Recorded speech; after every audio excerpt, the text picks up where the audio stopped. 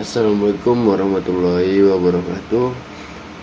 Kami dari kelompok 9 Transaction Processing System untuk memproses data yang besar dengan biasanya data digunakan secara rutin berupa transaksi gajian. Nama kelompok Medi Siregar MPM 1909100030, Robi Suwandi NPM 1909100006. Nah, di sini saya menjelaskan kita masuk dalam sistem pemrosesan data transaksi terus mengalami perkembangan dari sistem pemrosesan secara manual menjadi proses data elektronik menggunakan mesin bagi perusahaan. Kegiatan transaksi ini sangat krusial karena berhubungan langsung dengan kondisi finansial. Jika terjadi sedikit kesalahan dalam hal perhitungan atau saat melakukan transaksi, maka perusahaan akan mengalami kerugian. Nah, oleh karena itu, TPS mengumpulkan data secara kontinu atau biasanya real time dan sebagian data input untuk database perusahaan. Nah, kita lanjut. Apa itu data processing? Data dalam bentuk mentah tidak berguna bagi organisasi manapun sehingga data tersebut diolah terlebih dahulu untuk menjadi sebuah informasi yang bermanfaat. Data processing adalah metode pengumpulan data mentah yang menerjemahkan ke dalam informasi yang dapat digunakan. Siklus data processing. Siklus data processing terdiri dari serangkaian langkah di mana data mentah atau input dimasukkan ke dalam proses CPU untuk menghasilkan wawasan atau output yang dapat ditindaklanjuti. Langkah pertama, selection. Pengumpulan data mentah adalah langkah pertama dari siklus data processing.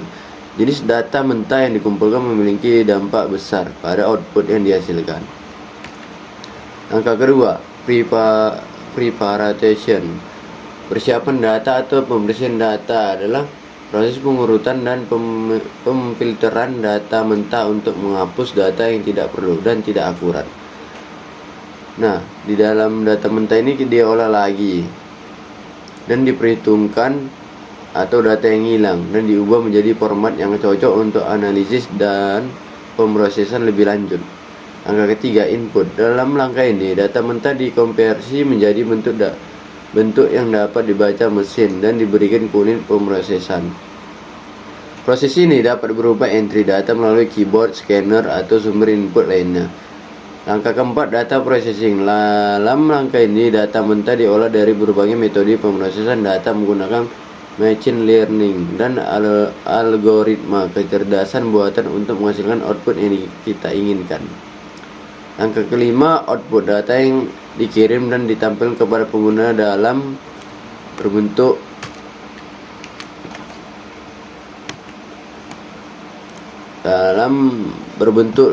yang dapat dibaca seperti grafik atau tabel file vektor audio.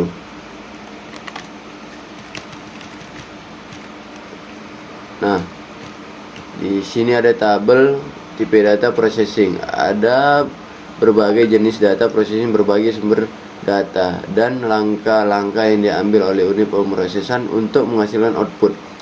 Nah, di sini ada tipenya batch processing. Penggunaan data dikumpulkan dan diproses dalam batch, digunakan untuk data dalam jumlah besar. Contohnya sistem penggajian.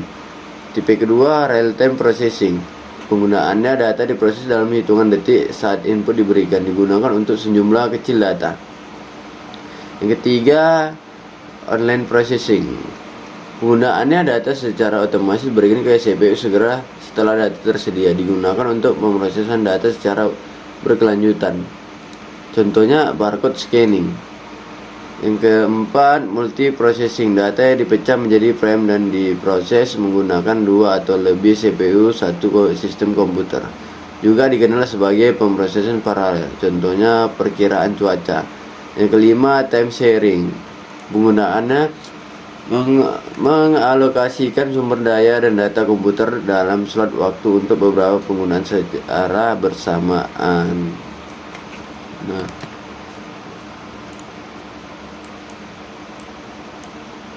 Nah, dan kita masuk yang selanjutnya,